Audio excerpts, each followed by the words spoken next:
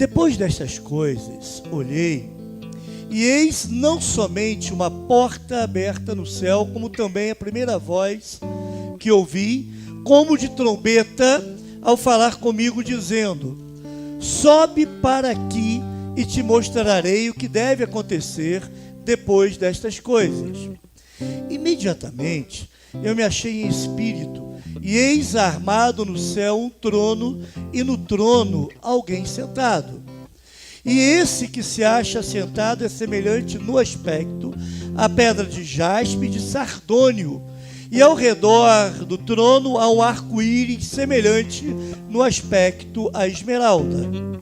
Ao redor do trono há também 24 tronos, e assentados neles 24 anciãos vestidos de branco, em cujas cabeças estão coroas de ouro.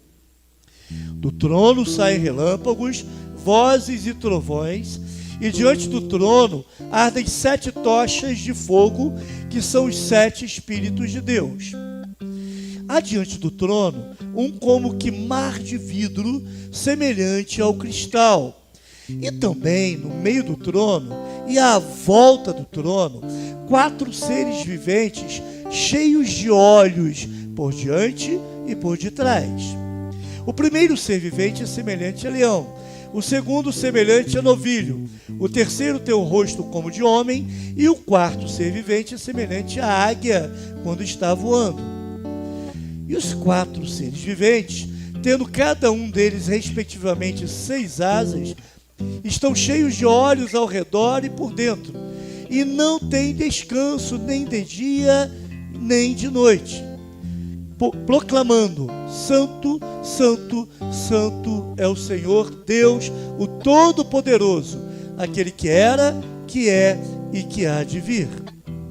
Quando esses seres viventes derem glória, honra e ações de graças ao que se encontra sentado no trono, ao que vive pelos séculos dos séculos, os 24 anciãos prostrar-se-ão diante daquele que se encontra sentado no trono, adorarão o que vive pelos séculos dos séculos e depositarão as suas coroas diante do trono, proclamando: Tu és digno, Senhor e Deus nosso, de receber a glória, a honra e o poder, porque todas as coisas tu criaste, sim, por causa da tua vontade vieram a existir todas as coisas.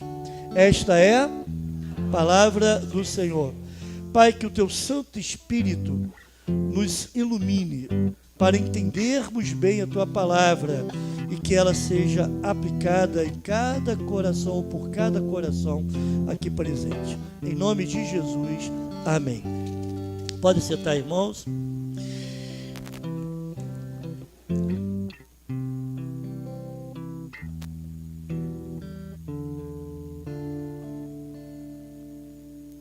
Nós chegamos a uma parte de Apocalipse que é um pouco mais desafiadora.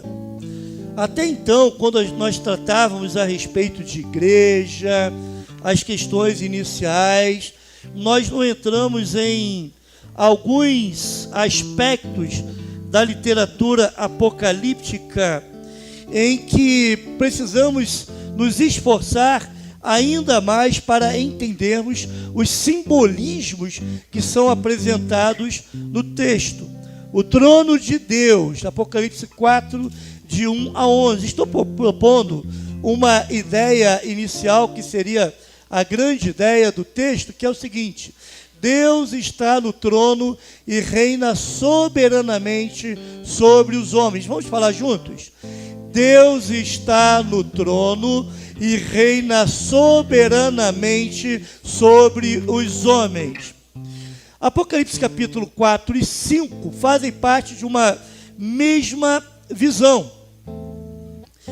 Em 1743, quando o Messias de Rendel foi apresentado lá para uma grande plateia, e estava presente naquele momento o rei George II.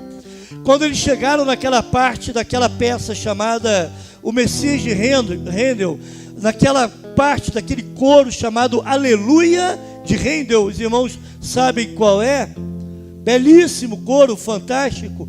Nesse momento, o rei Jorge ergueu-se do seu trono e se pôs em pé, com a cabeça curvada. Ele estava indicando, através dessa atitude, que o rei maior não era ele, mas Jesus, o Rei dos Reis. O trono de Deus e a visão que nós temos agora é a visão que vai ser apresentada, é do trono de Deus. De Apocalipse capítulo 1, do versículo 1 ao versículo 8, foi uma introdução do livro de Apocalipse. Dê uma volta lá atrás, reveja lá o sermão titulado Tirando o Véu do Apocalipse. Do versículo 9 do capítulo 1 até o versículo 22 do capítulo 3 é a primeira visão, de acordo com a estrutura que nós adotamos. São 7 visões do livro do Apocalipse. A primeira visão vai do capítulo 1, versículo 9, até o capítulo 3, versículo 22, onde termina tratando da igreja de Laodiceia, conforme vimos no sermão passado. Do capítulo 4, versículo 1, até o capítulo 8, versículo 1, é a segunda visão. E nós vamos tratar dessa segunda visão a partir desse sermão. Agora entenda, por favor, embora elas apareçam em momentos diferentes, o que João está vendo nessa visão é uma única visão. Algumas cenas estão nessa única visão, é uma coisa só que ele está vendo nesse momento. O capítulo 4, ao meu entender, é o capítulo chave do Apocalipse. Esse óculos aqui não é meio emprestado, é seu. Isso aqui vai... Ih, rapaz, serviu, hein? Muito obrigado pela misericórdia. Eu não sei aonde que eu botei o meu óculos.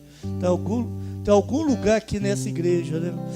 Dentro da minha pasta azul lá, não está lá. Então, deve estar em casa. Mas muito obrigado, vai dar para enxergar. Acharam o meu óculos. Irmão, perdoe aí, mas isso acontece, tá? Isso aqui. Eu chamo esse óculos de Jesus. Jesus disse, sem mim nada podeis fazer. Eu não consigo fazer nada sem esse óculos mais aqui, né?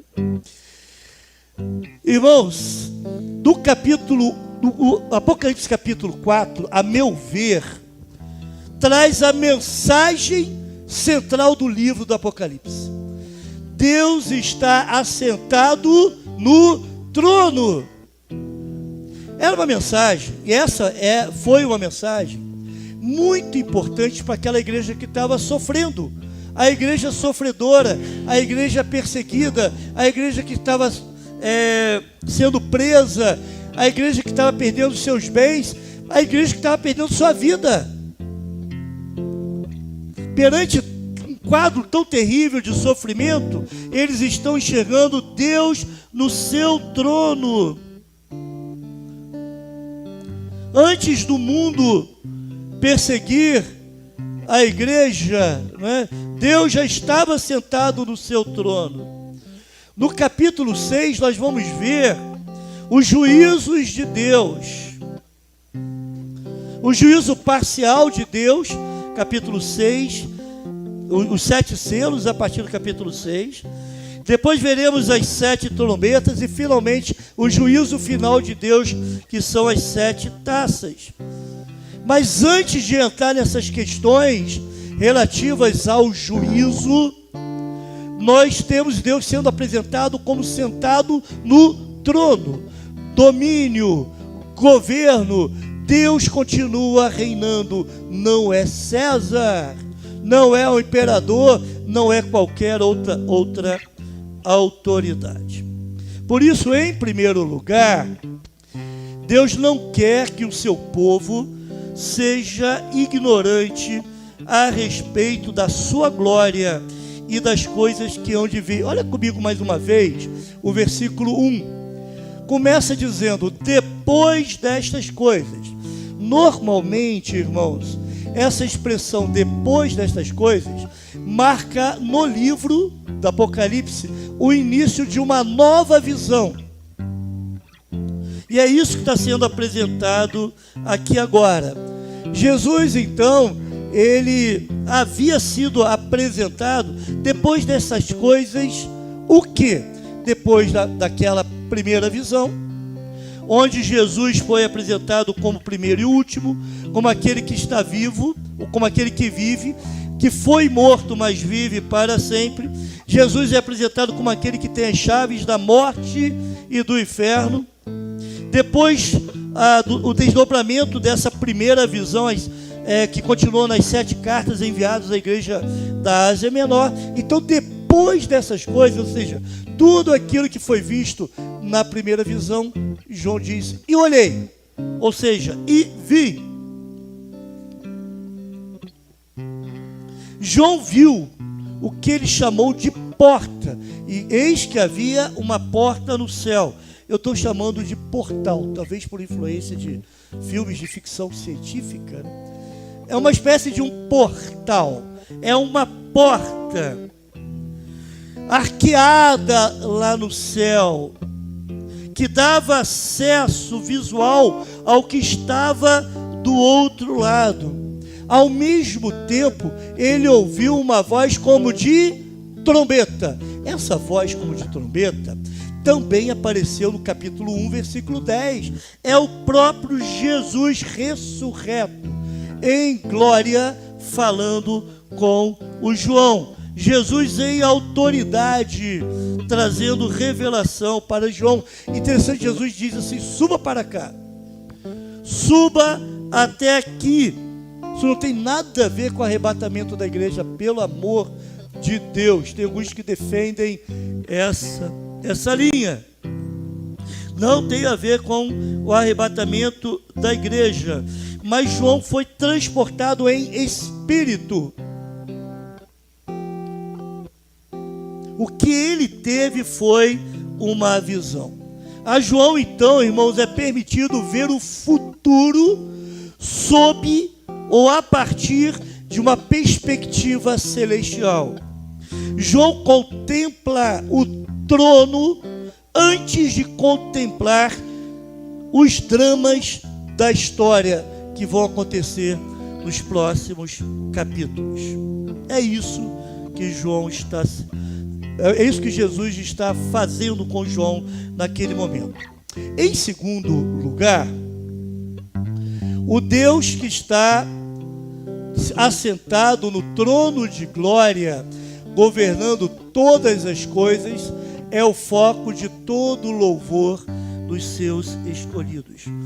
Os versículos 2 e 3 dizem assim: imediatamente eu me achei no Espírito, isso é uma visão, e eis que havia um trono armado no céu, e alguém estava sentado no trono. Ele não se digna em falar, em mencionar que Deus estava ali. E esse que estava sentado era semelhante no aspecto à pedra de jaspe e ao sardônio, e ao redor do trono havia um arco-íris semelhante no aspecto à esmeralda. Irmãos, esse slide que eu fiz uma prévia hoje pela manhã, esse slide não é meu, eu pensei numa coisa mais ou menos assim, mas eu encontrei na internet o pastor Leandro Lima, que fez esse slide, essa arte. Você consegue perceber que são vários círculos, aliás, são 7 círculos. Essa visão está sendo apresentada dessa forma, através de 7 círculos. 2 círculos concêntricos, conforme a gente vê ali, bem no centro. No círculo mais interior estão os 4 seres viventes, aqueles retângulozinhos ali. Você tem um círculo no meio branco, no outro vermelho, verde, e mais externamente você vê 4 retângulos simbolizando ali os 4 seres viventes. Só lembrando que, se você estudou um pouquinho de matemática, sabe que em geometria, o círculo ou a circunferência, ela é um símbolo de perfeição, até de eternidade. O João, ele está dizendo assim: olha, eu me achei em espírito, eu vi alguém assentado no trono, e ele não se propõe a dizer como era Deus, porque na realidade, irmãos, João não está vendo diretamente a Deus. O que João está vendo são as virtudes de Deus, a glória de Deus manifestada para João. E ele descreve da seguinte forma, versículo 3: o que se acha sentado é semelhante no aspecto à pedra jaspe, aquele círculo branquinho lá no meio. Jaspe era uma pedra, é como se fosse um cristal, era brilhante. Alguns entendem que aqui essa pedra jaspe poderia ser comparado ao diamante. O que de Deus está sendo revelado através da pedra jaspe? São 3 pedras, né? Jaspe, sardônio e esmeralda, certo?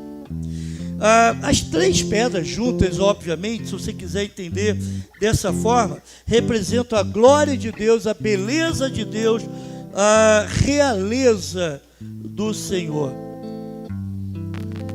Mas podemos olhar para cada pedra dessa individualmente. A pedra de jaspe, como um diamante, ela é clara, ela informa, ela representa a santidade de Deus. Deus é puro, em Deus não há mentira, em Deus não há mal algum. Deus é completamente afastado do mal. Então essa pedra jaspe pode nos trazer essa ideia. A pedra vermelha, chamada de sardônio, na realidade essa pedra é cornalina, mas é como se fosse um rubi grande, vermelho, que foi encontrado lá perto da cidade de Sardes, ok? Por isso Sardônia, deram o nome à pedra. Essa pedra vermelha, alguns entendem que está relacionada à ira de Deus, à manifestação da ira de Deus. Eu prefiro entender, já que Jesus está ali, naquele trono, sentado ao lado do Pai, que essa pedra vermelha significa a misericórdia de Deus. Porque Jesus verteu o seu sangue para que nós pudéssemos ter acesso ao Pai. Em torno do trono, você tem então um arco-íris, onde a cor predominante é a cor da esmeralda, que costuma ser verde.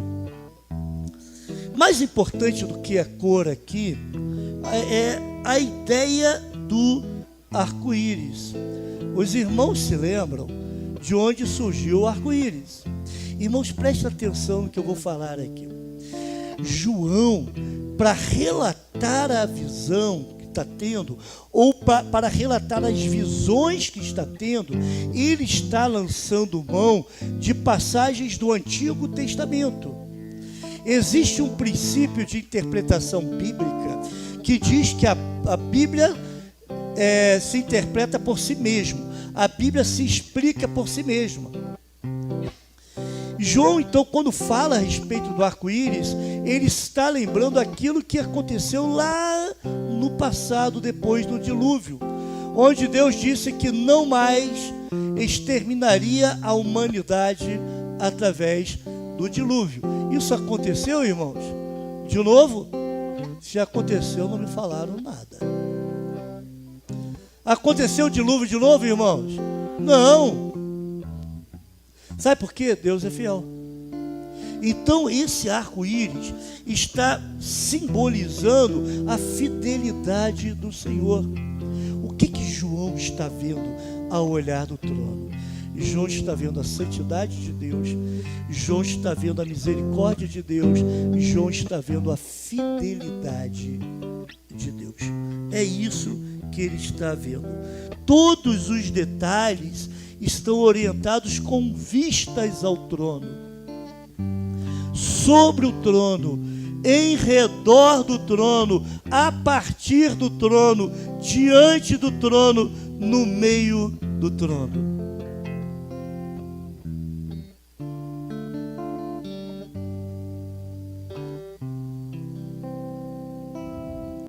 O Espírito de Deus está aqui, operando em nossos corações, trazendo sua vida e poder, ministrando sua graça e amor.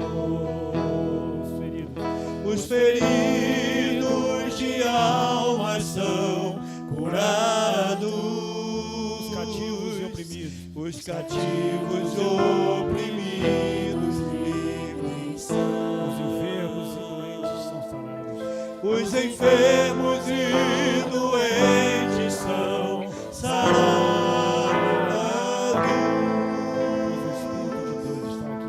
pois o Espírito de Deus está aqui.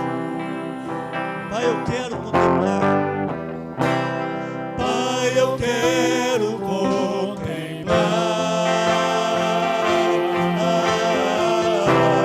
tua glória e majestade. Faça como João, veja a glória do Senhor. Pai, eu quero te adorar em espírito e em verdade.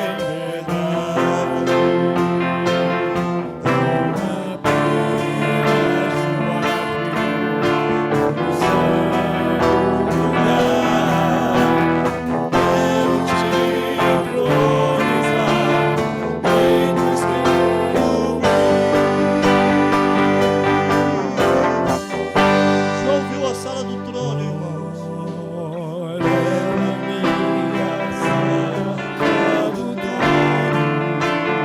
Somente pelo sacrifício de Cristo.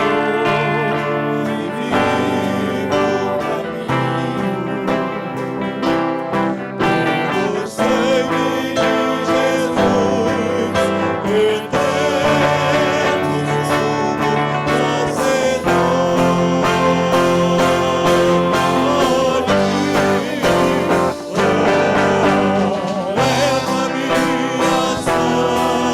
do trono,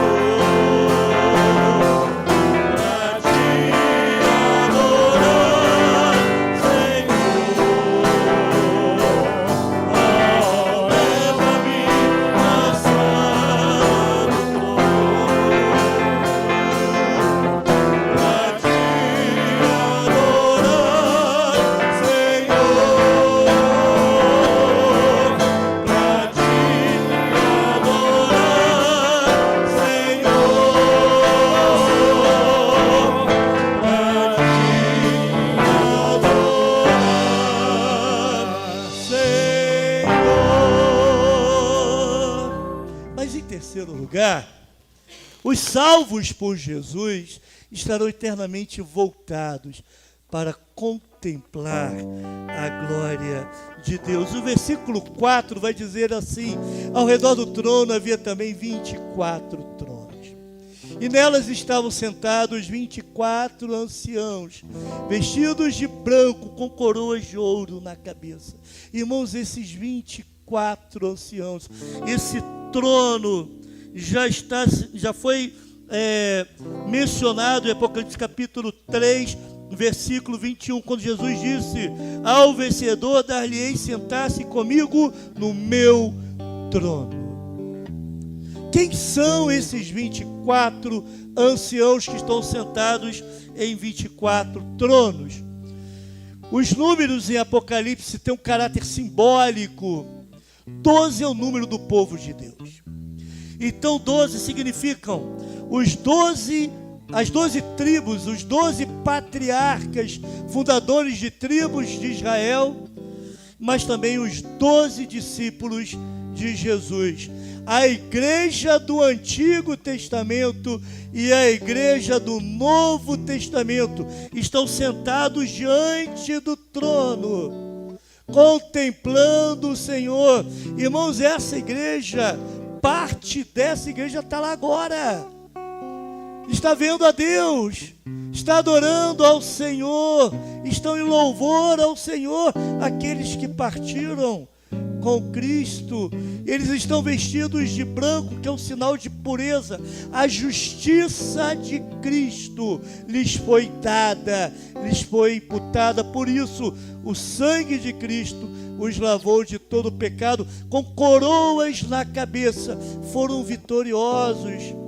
Ser fiel até a morte, e dar-te-ei a coroa da vida. Aqueles que foram fiéis permaneceram firmes, revelando assim que de fato eram salvos. Eles estão sentados no trono. A igreja estará diante de Deus em adoração constante. O slide próximo vai mostrar então do lado ali, aqueles vários triângulos, são os 24 anciãos. O trono está lá no meio. Versículo 5 vai dizer assim: do trono saíam relâmpagos, vozes e trovões. E diante do trono estavam acesas 7 tochas de fogo, que são os 7 Espíritos de Deus. Essa figura, relâmpagos, vozes e trovões, você também já conhece. Os irmãos estão lembrados que quando Moisés estava lá no topo, estava lá em cima do Monte Sinai, e o povo estava embaixo, o que eles viram e ouviram sair lá do monte? Relâmpagos, trovões, e Deus falava com Moisés. Ali Moisés recebeu as tábuas da lei. O que então João está vendo? João está vendo uma outra característica de Deus, que é a sua justiça. A sua justiça. Deus é amor, Deus é bom, Deus nos socorre, Deus estende a sua mão de graça, Deus nos ampara. Sob as asas do Senhor estamos abrigados, mas Ele também é justo. Isso não pode ser tirado do Senhor de forma alguma. Então essa figura 5 vai mostrar essa justiça do Senhor, vai representar essa justiça do Senhor. 7 tochas de fogo, que são os 7 Espíritos de Deus. Naquela figura, se o irmão puder voltar naquela figura, por gentileza, está representada ali uma menorá, um candelabro, não é? Alguns acham que é o candelabro porque é baseado na profecia de Zacarias, capítulo 4, versículo 2. Mas o texto, estou entendendo que sejam 7 tochas de fato.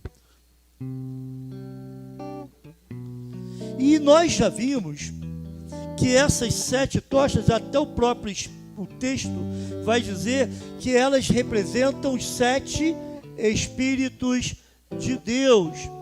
7 Espíritos de Deus é uma expressão para representar ou para falar da plenitude do Espírito Santo, ou a plenitude da obra do Espírito Santo na igreja e na humanidade. Através do Espírito Santo, a interpretação da vontade de Deus é entendida. Através do Espírito Santo, o povo de Deus é animado, é confortado. Através do Espírito Santo, o povo de Deus é santificado. Mas através do Espírito Santo, o pecador é reprovado. Através do Espírito, o pecador tem noção do seu pecado, da justiça e do juízo. É obra do Espírito Santo. Em quarto lugar, somente os santos e perfeitos estarão diante do trono da glória de Deus. Olha comigo a primeira parte do versículo 6. Diante do trono havia como um mar de vidro, semelhante ao cristal. Tem algumas lutas que a gente tem que fazer durante o texto, mas a minha compreensão desse mar de vidro que eu entendi, eu também estou vendo uma referência lá no Antigo Testamento. Quando foi construído o Templo de Salomão, foi feito um mar de fundição. Mar de fundição, né, que é uma bacia de bronze. Os sacerdotes precisavam se lavar ali antes de servir ao Senhor no templo, ou seja, purificação. O que o texto está dizendo? O impuro não pode se aproximar do trono. Por isso que pecador não convertido não louva. Por isso que Deus não aceita a adoração de alguém que não entregou sua vida para Jesus. Porque o nosso pecado faz uma separação entre nós e Deus. Por isso, crente, membro da igreja aqui presente e também que está nos ouvindo nas redes sociais, Deus não aceita o louvor de alguém que admite o pecado na sua vida. Não se arrepende do seu pecado, mesmo crente. Deus não aceita o louvor daquele que abriga o pecado no coração, não confessa a Deus e pede perdão.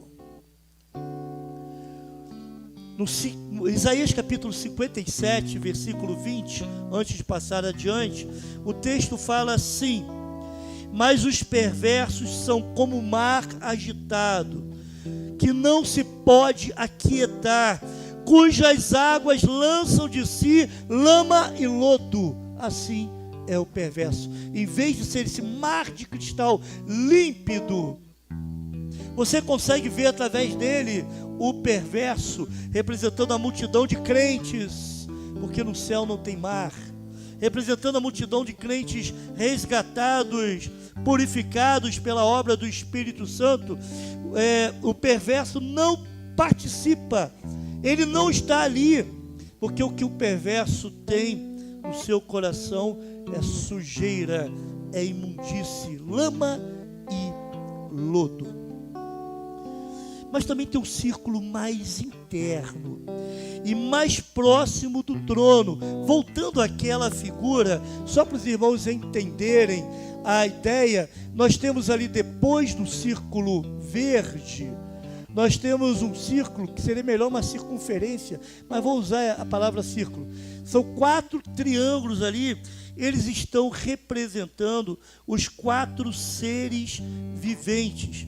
Irmãos, nós já vimos essa figura no sermão de domingo passado, quando nós lemos Isaías capítulo 6 e vimos que diante do trono de Deus voavam serafins com 6 asas. Isso aqui possivelmente são querubins exaltando a santidade do Senhor. E o versículo 6, a parte B e 7 diz assim: no meio do trono e à volta do trono havia também 4 seres viventes, cheios de olhos por diante e por trás. Por que esses olhos, irmãos?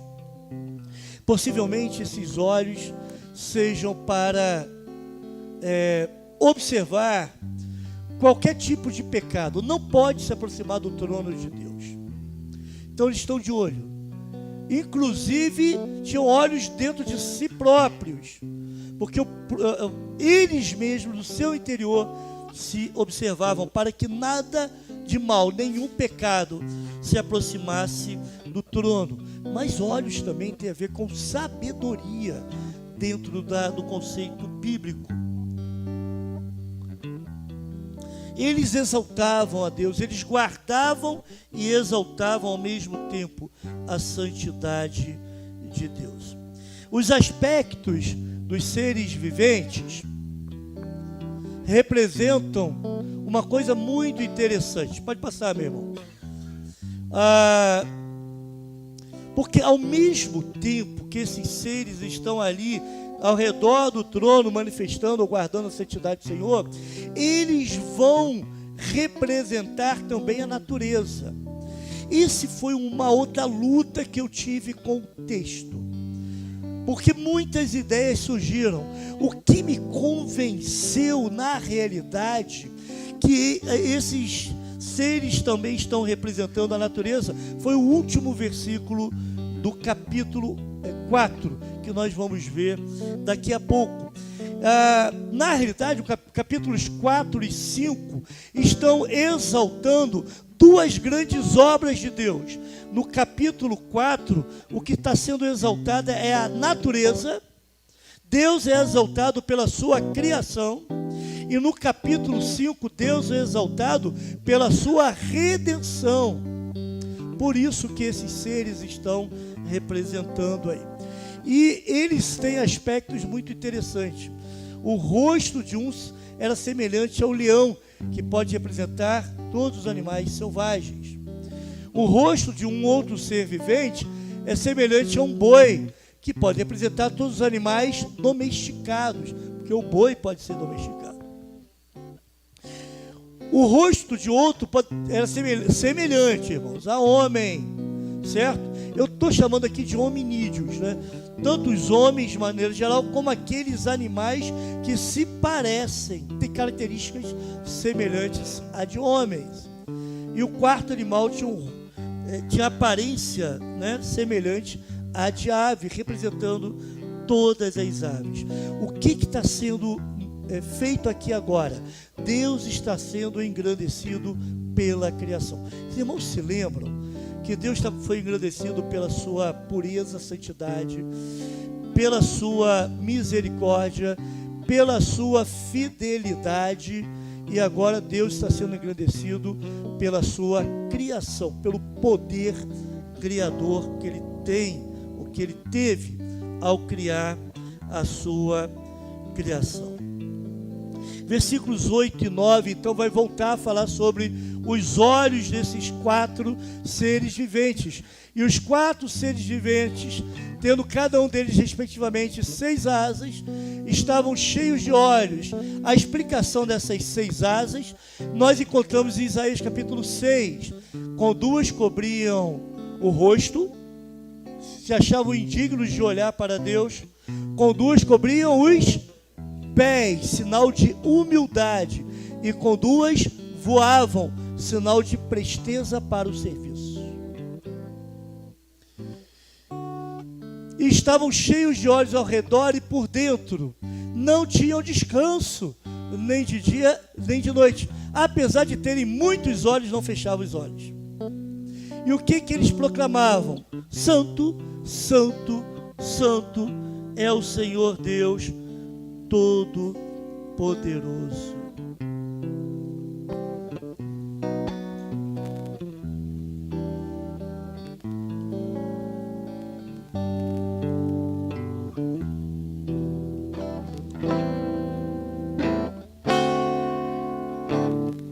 O que eles cantavam diante do trono do Senhor? Santo, Santo, Santo é o Senhor, Santo é o Senhor, Deus poderoso. Santo, Santo, Santo é o Senhor, Santo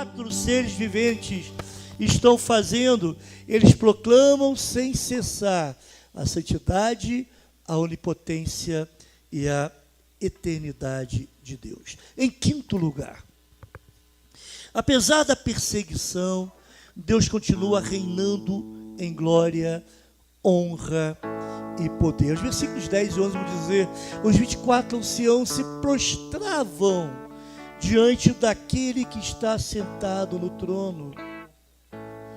Adoravam o que vive para todo sempre. E eles depositavam suas coroas. Eles reconhecem que somente Deus é digno de receber glória, honra e poder. E eles proclamavam: Tu és digno, Senhor. Irmãos, esses 24 anciãos, que são os representantes do povo de Deus, se prostram em reconhecimento ao que é o único de receber glória, honra e poder. Diante de Deus, eles depositam as suas coroas. Para aquela igreja perseguida, que estava recebendo essa carta de João, esse livro de João, devido à incerteza de quem está no trono, eles então podem entender que Deus continua soberano. Deus continua soberano sobre todas as coisas, e com isso podiam descansar na soberania do Senhor. Ninguém em todo o universo é digno de glória, honra e poder, senão Deus e o Cordeiro de Deus, que é digno por causa da criação. E o Cordeiro de Deus, que é digno por causa da sua morte sacrificial. O que eles cantavam então? Tu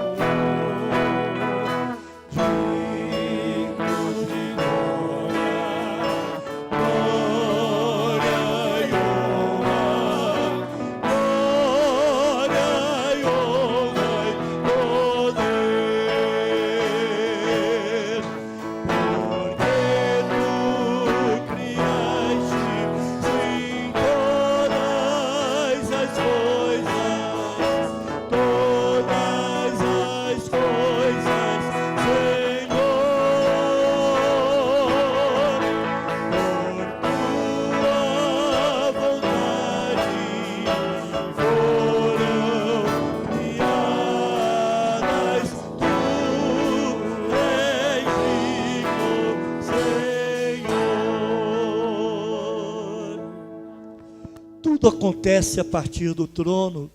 Tudo está ao redor do trono. Graça e juízo emanam do trono. Todo louvor e glória são dirigidos àquele que está assentado no trono. Amém, irmãos?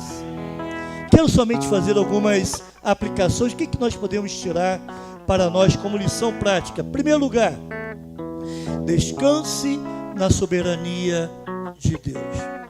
Irmãos, a certeza de que nada acontece fora da determinação de Deus deve servir de conforto em meio às lutas e deve trazer paz ao coração. Charles Spurgeon disse certa vez: quando você passa por uma provação, a soberania de Deus é o travesseiro sobre a qual você deita a cabeça. Descanse na soberania de Deus. O Senhor está assentado no trono. Em segundo lugar, aquilo que te espera é muito, e poderia dizer muito, maior do que as perseguições ou tribulações que você possa sofrer. Então, quando as coisas estiverem difíceis, quando as chamas da fornalha da perseguição do mundo e do diabo estiverem superaquecidas, olhe para o céu. Busque o trono da graça. A visão da glória celeste é o que pode te encher de força e coragem. A visão da glória celeste é o que pode te dar ânimo redobrado para enfrentar as situações e continuar a jornada da fé. Olhe para o céu. Em terceiro lugar, a grande pergunta para você nesta noite é: o que você verá na eternidade? O crente em Cristo verá a glória de Deus. O crente em Cristo desfrutará da sua presença eternamente.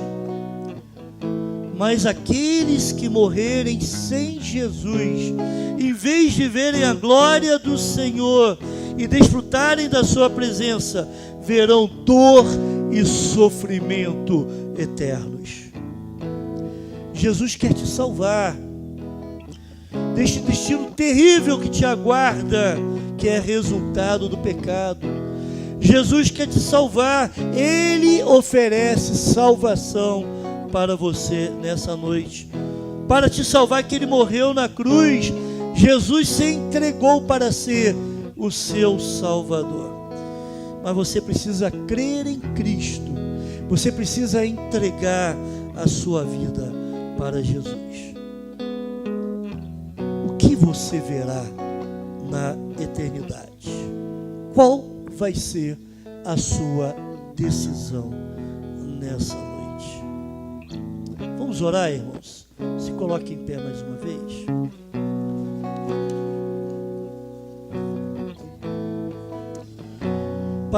Pai, nós não sabemos como essa palavra foi recebida nos corações aqui presentes. Quem sabe alguns não estavam atentos, outros estavam postados no lugar de adoração de forma displicente.